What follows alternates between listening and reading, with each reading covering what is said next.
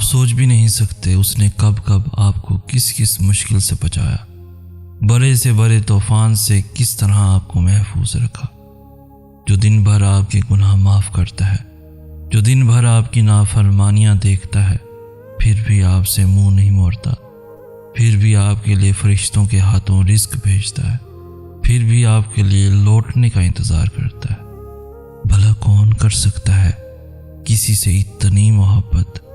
جانتے ہو جب اللہ ناراض ہوتا ہے تو وہ رزق نہیں چھینتا، وہ سجدے کی توفیق چھین لیتا ہے، وہ آسائش نہیں چھینتا، وہ دلوں کو خالی کر دیتا ہے، کیونکہ اللہ تو دل میں ہوتا ہے نا۔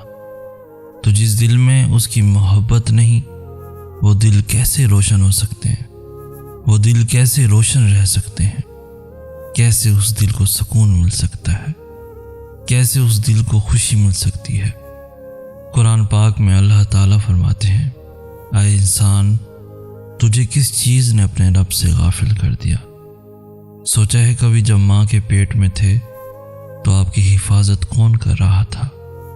اللہ کر رہا تھا، اور پھر جب بڑے ہوئے قدم قدم پر آپ کا ساتھ دیا، آپ کو سنبھالا، آپ کو عقل و شعور دیا، آپ کو صحیح اور غلط میں فرق بتایا، اپنی مقدس کتاب قرآن پاک کے ذریعے، اور سب سے بڑی خوش قسمتی آپ کو اپنے محبوب حضرت محمد مصطفیٰ صلی اللہ علیہ وآلہ وسلم کا امتی بنایا۔ یقین سے مانگی ہوئی دعائیں کبھی خالی نہیں لوٹائی جاتی، ان کی قبولیت کا وقت مقرر کر دیا جاتا ہے، پھر کتنی ہی تاخیر ہو جائے خیر لے کر ہی آتی ہے۔ ہاں، یقین سے مانگی ہوئی دعائیں ہمیشہ جیت جاتی ہیں۔ جب انسان کو صبر آ جاتا ہے نا تو چیزیں آسان ہوتی چلی جاتی ہیں، پھر صبر کرنا مشکل نہیں لگتا، پھر راستے کتنے ہی مخالف کیوں نہ ہو، دل میں ایک سکون و اطمینان ہوتا ہے کہ بے شک میرا اللہ صبر کرنے والوں کے ساتھ ہے۔ پہلی بات تو آپ کو یہ یاد رکھنی ہے کہ یقین کے بنا دعائیں ادھوری ہیں۔ دعا سب کچھ کر سکتی ہے، جو مانگ رہے ہو وہ تمہارے لیے دنیا کے لیے ناممکن ہو سکتا ہے، لیکن جس سے مانگ رہے ہو وہ اعلیٰ کل شائن قدیر ہے، جو اس پورے نظام ہستی کو چلا رہا ہے، جس کے حکم سے سورج نکلتا ہے اور ڈھل جاتا ہے، جس کے حکم سے صبح شام میں پھر شام رات میں بدل جاتی ہے، جو تمہیں آج تک سنبھالتا آیا ہے، وہ کیسے تمہاری دعا قبول نہ کرے گا؟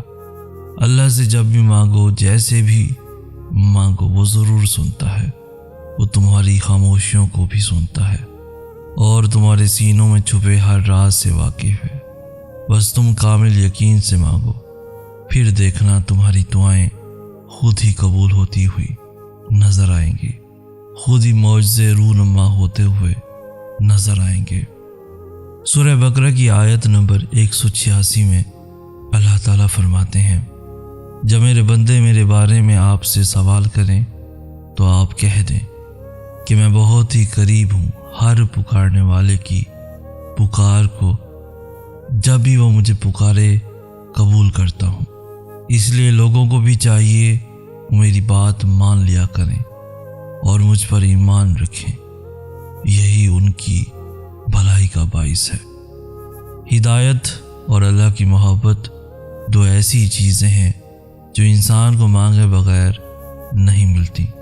اللہ سے رجوع کرنے میں دیر نہ کرو، ابھی بھی وقت ہے، لوٹ جاؤ اس کی جانب، وہ آج بھی تمہاری توبہ کے، تمہارے لوٹنے کے انتظار میں ہے۔ تم اس سے مانگو تو صحیح، وہ کیوں تمہیں ہدایت نہیں دے گا، وہ کیوں تمہیں اپنی محبت سے نہیں نوازے گا؟ بس پہلا قدم تمہیں اٹھانا ہے اور بہت ساری دعائیں کرنی ہیں، پھر دیکھنا وہ کیسے کیسے تمہارے لیے راستے بناتا ہے، کیسے تمہارے لیے غیب سے مدد بھیجتا ہے۔ یقین پتہ ہے کیا ہے؟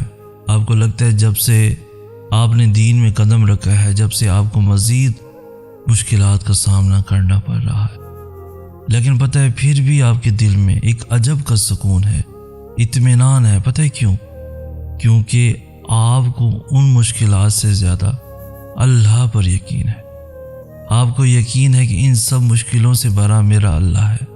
آپ کو یقین ہے کہ اللہ میری کوششوں کو جانتا ہے۔ آپ کو یقین ہے کہ اس راستے میں اللہ کی مدد آپ کے ساتھ ہے۔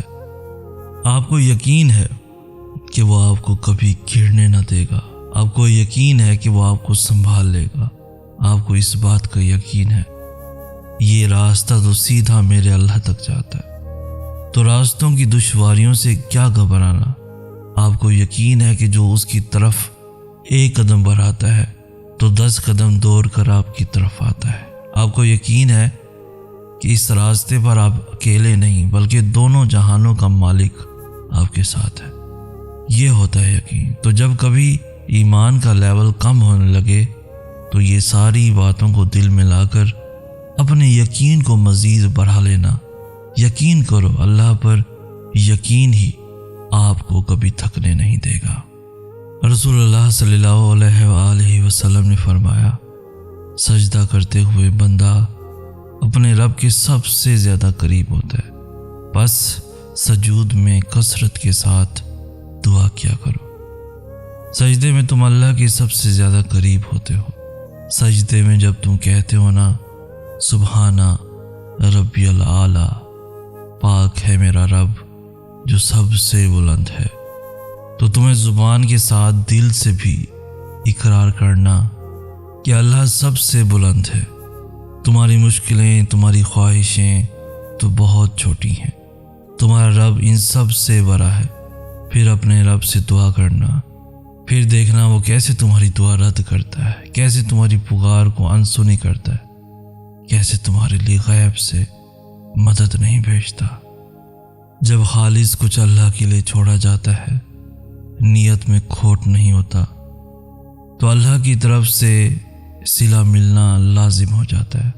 وہ جانتا ہے تم کتنی کوششوں کے بعد آج یہاں تک آئے ہو۔ وہ جانتا ہے تم اس تک آنے کے لیے اپنی جان سے پیاری چیز بھی چھوڑ آئے ہو۔ وہ جانتا ہے تم اس کی رضا پانے کے لیے اپنی رضا قربان کر آئے ہو۔ وہ جانتا ہے تمہاری معمولی سے معمولی کوششوں کو بھی یقین کرو کچھ رائے گا نہ جائے گا۔ تمہیں بس صبر سے کام لینا ہے۔ تمہیں تو بہت خاص مقصد کے لیے چنا گیا ہے، تو بس اب چھوٹی چھوٹی باتوں کو دل سے لگا کر نہ بیٹھ جانا۔ صبر کا مطلب یہ نہیں کہ آپ رو بھی نہیں سکتے، رونا ایک فطری عمل ہے۔ صبر تو یہ ہے کہ جس راستے پر اب چل پڑے ہو اسی پر ثابت قدم رہنا ہے۔ 1000 مشکلات آ جائیں، سامنے سمندر بھی آ جائے، تو بس یقین رکھنا، صبر کرنا ہے، کیونکہ اللہ تو سب جانتا ہے نا۔ اس کے لیے کیا گیا تمہارا صبر کبھی بھی رائے گا نہیں جائے گا۔ یقین کرو کبھی بھی نہیں۔